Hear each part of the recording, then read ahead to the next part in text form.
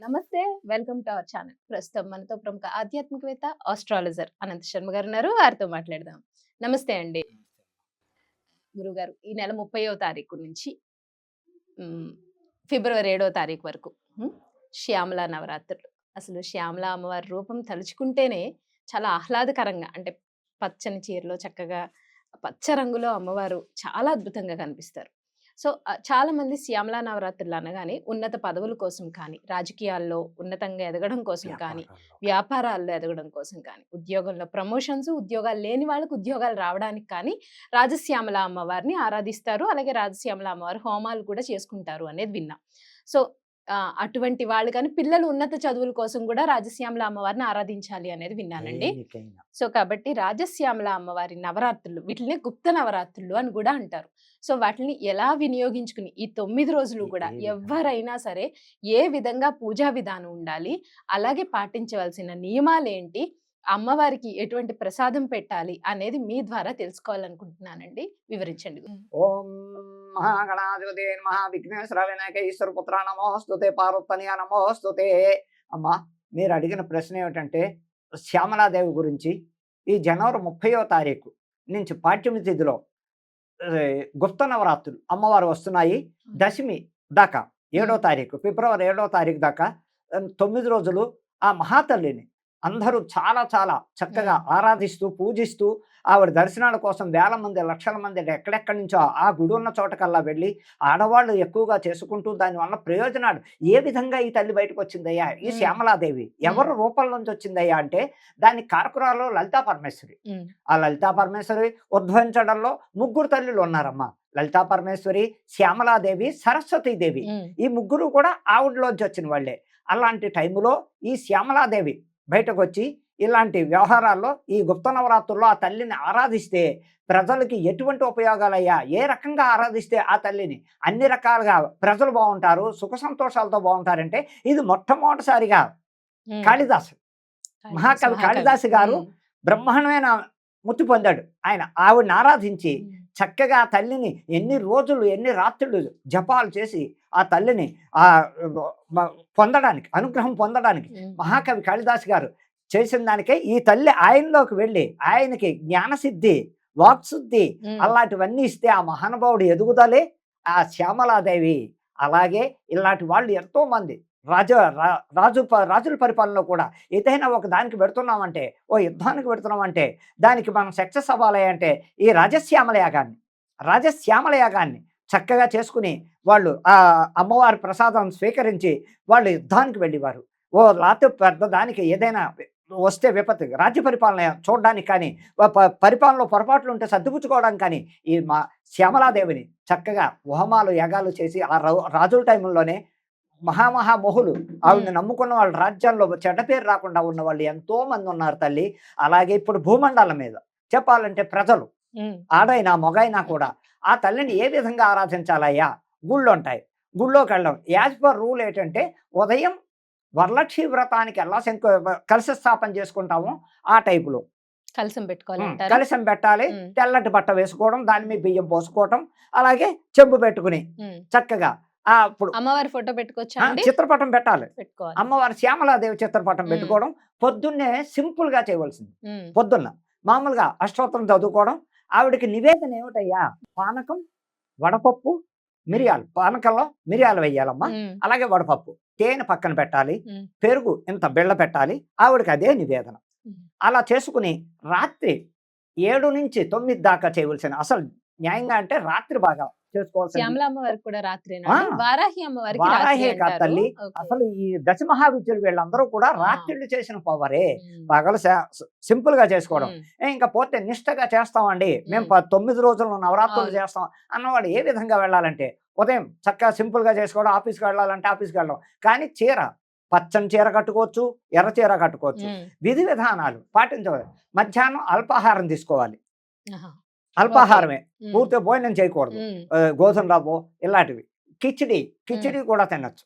అలా చేసుకుని ఎంతో అంతో రాత్రి అప్పటిదాకా రాత్రిళ్ళు ఈ 9 రోజులు రాత్రిని పాటించవలసిన నియమాలు ఏంటంటే చాపేసుకుని కింద పడుకోవాలి, బ్రహ్మచర్యం పాటించాలి. ఆడైనా మొగానే కూడా పాటిస్తూ రాత్రి 7 గంటల దగ్గర నుంచి నైవేద్యాలు ఏమిటయ్యా అంటే ఆ మహాతల్లికి ఉమ్, పులిహోర, పూర్ణాలు కానీ, వడాలు ఉమ్, ఇలాంటి ముందు పానకం, రాత్రి కూడా సేమ్ విధి విధానం. అష్టోత్తరం చదివితే అష్టోత్తరం చదవడం. ఇలాగే లేదు అయ్యగారి చేత చేయించుకుంటా ఉంటారు. ఉమ్, ఇంకా అయ్యగారు వస్తే ఆ వ్రతం బ్రహ్మాండంగా చేయిస్తాడు. అన్నీ అంటే షోడశోపచారాలతో సహా. వీళ్ళకి తెలియదు కాబట్టి ఊరికే పాపం తీసుకుని సంకల్పం కూడా రాని వాళ్ళు ఉంటారు. అలాంటి వాళ్ళు ఏం చేయాలంటే బాగా డబ్బున్న వాళ్ళు కానీ, మామూలుగా ఇదైన వాళ్ళు కానీ 9 రోజులు ఇంటికి బ్రాహ్మణ్ణి పిలిపించుకోవడం, శుచి శుభ్రత ఇల్లు శుభ్రంగా చేసేసుకోవడం, చక్కగా ఈ గోపంచకం ఇల్లంతా శుద్ధి చేసుకోవడం. ఉమ్, దాంతోటి అసలు గోపంచకం శుద్ధి చేయించడం వల్ల ఎంతో పవిత్రం. అవును. దీంట్లోనే గోపంచకం వేళ 9 రోజులు కూడా స్వీకరిస్తే, మూడు సార్లు స్వీకరిస్తే కూడా ఆచమనంలో ఎంతో పవరు. ఉమ్, ఆయురారోగ్యాలతో ఉంటారని. అలాగే ఇంక పోతే నివేదన, ఫస్ట్ నివేదన పానకం, ఉమ్, వడపప్పు, ఇంక పోతే తేనె, ఈ పెరుగు, అన్నంలో అక్కడ విస్తర ఏం ఉమ్, పెట్టాలంటే అన్నం వేయడం, ఉమ్, చుట్టూరా ఏదో ఒకటి పెట్టడం. దాని మీద కూడా మళ్ళా పెరుగు బెళ్ళ వేయాలి. ఓకే. ఉమ్, పెరుగు ఉమ్, బెళ్ళ ఇలాగే సేమ్ తేనె, ఆ, వడపప్పు పాయసం చుట్టూరు ఆకులో పెట్టడం. ఉమ్, ఆ మహాతల్లికి నివేదన ఇచ్చి ఆ ఆకుని అక్కడే ఉంచి ఆ బ్రాహ్మడికి ఆ ఆకు విస్తర ఉమ్, వడ్డానికి పెట్టడం. మిగిలిన వంటకాలు ఏమేం చేసుకున్నారో వీళ్ళంతా నియమనిష్టలతో చక్కగా కుటుంబ సమేతంగా ఆ భోజనం చేయడం వల్ల రాత్రి భోజనం చేయాలి, రాత్రి పగలు భోజనం. ముట్టుకోకుండా. పూజ అయిన అలాగే తర్వాత భోజనం చేయాలి. ఆ 9 రోజులు కాదు, మేము బ్రాహ్మణ కూడా పిలుచుకోం. అష్టోత్తరనామాలు, ఉమ్, శ్యామలాదేవి అష్టోత్తరం, అందులోనే కథ ఉంటుంది, శ్యామలాదేవి కథ. అవి చదువుకుని శ్యామల దండకం కూడా ఉంది. దండకం, అమ్మవారి దండకం. శ్యామలాదేవి దండకం ఉంటుంది, అష్టోత్తరం ఉంటుంది, ఆవిడ స్టోరీ కథ ఉంటుంది. ఉమ్, అది చదువుకోగల శక్తి ఉంటే, జ్ఞాన శక్తి ఉంటే ఆ తల్లిని 9 రోజులు ఆరాధిస్తూ చక్కగా చేసుకోవడం వల్ల ఉమ్, ఎన్నో ఉపయోగాలు. ఒకటి కాదమ్మా, ఇందులో ఇప్పుడు వ్యాపారస్తులు ఉన్నారు, నష్టపోయారు. ఉమ్, వాళ్ళు కనుక శ్యామలాదేవి మోహం చేయించుకోవడం వల్ల ఉమ్, ఎంతో ప్రయోజనం ఉంది. మంచి మళ్ళా పొజిషన్కి వస్తారు, ఎదుగుదలకు వస్తారు, నష్టపోయిన ద్రవ్యం మళ్ళా తిరిగి వస్తూ ఉంటుంది. అలాగే ఉద్యోగస్తులు ఉద్యోగం పోయిన వాళ్ళు ఉన్నారు, వాళ్ళు కూడా ఈ 9 రోజులు శ్యామలాదేవికి చక్కగా హోమాలు, గుడికి వెళ్తే హోమం చేయించుకోవచ్చు, ఉమ్, చక్కగా లేదు ఇంట్లోనే మేము ఆరాధించుకోగలం అంటే చెప్తున్న వాళ్ళు, అది కూడా చేతకాని వాళ్ళు గుడికి వెళ్ళడం వల్ల ఉమ్. అమ్మవారి గుడికి అంటే ఎలాగయ్యా. ఎక్కడ శ్యామల అమ్మవారి గుడి ఇప్పుడు ఎక్కడ ఉంది? శ్యామల అమ్మవారి దేవి ప్రత్యేకించి అనేది లేదు అవును. ప్రస్తుతానికి. ఆ, కానీ వారాహి దాంట్లోనే ఏది చేసినా వారాహి ప్రత్యంగరినే అక్కడే వాళ్ళు మామూలుగా అలంకరిస్తారు. హైదరాబాద్ లో ఎక్కడ ఉందండి? అమ్మ హైదరాబాద్ మహానగరంలో అల్కాపురి రామకృష్ణాపురం అంటారు, నాగోల్ పక్కకి. ఉహుం, నాగోల్ ఉమ్, పక్కకి అల్కాపూర్ రామకృష్ణాపురం రోడ్ నెంబర్ 4లో అల్కాపురి. ఉమ్, దాన్నే కొత్తపేట కింద కూడా ఉపయోగిస్తారు, దిల్షునగర్ కొత్తపేట అంటారు. కానీ ఇలా నాగోల్ దగ్గర నుంచి ఉమ్, దగ్గరిది. అక్కడ వారాహి ప్రత్యంగిరి గుడి చాలా హై పవర్ గుడి. ఉమ్, మొన్న మరి ఆషాఢ మాసంలో ఆవిడకి గుప్త నవరాత్రులు చేశారు వారాహి, ఆ ఉమ్, గుడి దద్దరిల్లింది. అలాగే రేపు 30 నుంచి ఉమ్, పాఠ్యమి తేదీ నుంచి దశమి దాకా అక్కడ కూడా వారావారీగా చేస్తున్నారు. మొదలు పెట్టి అప్పుడే ఏర్పాట్లు కూడా బ్రహ్మాండంగా ఉమ్, అలంకరణలు అవుతున్నాయి. ఉమ్, అందుకని ఆ గుడికి వెళ్ళడం వల్ల ఉమ్, ఎప్పుడయ్యా రాత్రి ఈ 6 దగ్గర నుంచి 9 దాకా అక్కడ దర్శనాలు చేసుకోవడం వల్ల ఉమ్, పగల కన్నా రాత్రి ఆ అమ్మవారిని అక్కడ చక్కగా అలంకరిస్తారు. ఓకే. ఆ ఉమ్, శ్యామలాదేవిని ఉమ్, అలంకరించి తయారు చేస్తారు. అక్కడ హోమానం చేయించుకోగల ఓపుకుంటే హోమం చేయించుకోవడం వల్ల కూడా మనకున్న ఈతి బాధలు, కుటుంబాల్లో భార్యాభర్తల కలతలు కానీ, పిల్లలకు ఉద్యోగం లేకపోవడం కానీ, ఆడపిల్లలకు పెళ్ళిళ్ళు అవ్వకపోవడం కానీ, ఇటువంటి బాధలన్నీ తీరాలంటే రేపు గుప్త నవరాత్రుల్లో శ్యామలాదేవికి ఒక్కరోజైనా హోమం చేయించుకోండి, చక్కటి పరిష్కారాలు ఇస్తుంది ఆ తల్లి. అంటే ఉమ్, నిత్యం మేము ఏం చేయలేమండి అన్న వాళ్ళకి ఇది. అవును. ఉమ్, నిత్యం మేము చేయలేను అండి, ఉద్యోగాలకు పోతాం, ఏదో కూలి పని పోవాలి, అవునవును. ఇల్లు గడవాలి. ఉమ్, కాబట్టి అటువంటి ఒక వాళ్ళంతా రోజు చేసిన చక్కగా ఏదో ఆ 9 రోజుల్లో ఒక రోజు చాలు అవును. వెళ్ళడం, రాత్రి హోమంలో కూర్చోడం, చక్కగా ఉమ్, చేయించుకోవడం, ఆ ప్రసాదాలు తినడం, వాళ్ళు పెట్టినవన్నీ స్వీకరించడం, ఇంటికి వచ్చేయడం. రైట్. అలా చెయ్యడం వల్ల ఎటువంటిదైనా సరే ఆఖరి జైలు శిక్ష పడ్డ వాళ్ళకు కూడా బెయిల్ రావడానికి, ఉమ్, కేసు మాఫీ అవ్వడానికి ఉమ్, ఎన్నో రకాలు ఉపయోగపడుతుంది. అలాగే ఈ శ్యామలాదేవి అంత పవరు ఇప్పుడు వచ్చే గుప్త నవరాత్రులు, మరి జనవరి 30 నుంచి వచ్చే ఉమ్, గుప్త నవరాత్రుల్లో అనేక రకాలుగా ఇంకోటి ఉందమ్మా శాస్త్రం.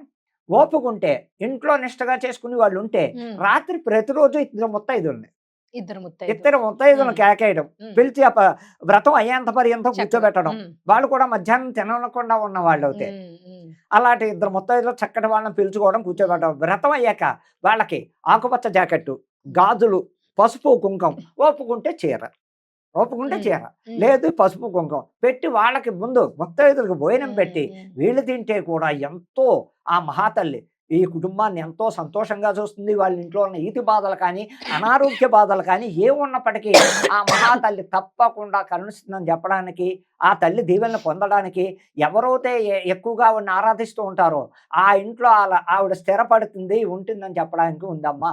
ఎవరైనా కులమత భేదాలు లేవు. చక్కగా నీతి నిష్టతో నియమాలు పాటించి చేసిన వాళ్ళకి ఆ తల్లి ప్రత్యక్షంగా కనపడుతుంది. ఆ ఇంట్లో సుఖశాంతులు ఉంటాయని చెప్పడానికి ఏ బాధ అయినా సరే. ఇప్పుడు ఇప్పుడు వీళ్ళున్నారు, రాజకీయ నాయకులు ఉన్నారు. రాజకీయ నాయకులు పదవి కోసం చేస్తారు. రాజశ్యామల యాగం అంటారు దాన్ని. శ్యామల అన్నది వేరు, రాజశ్యామల యాగం. రాజకీయ నాయకులు చేస్తారు, భయంకరంగా చేస్తారు వాళ్ళు.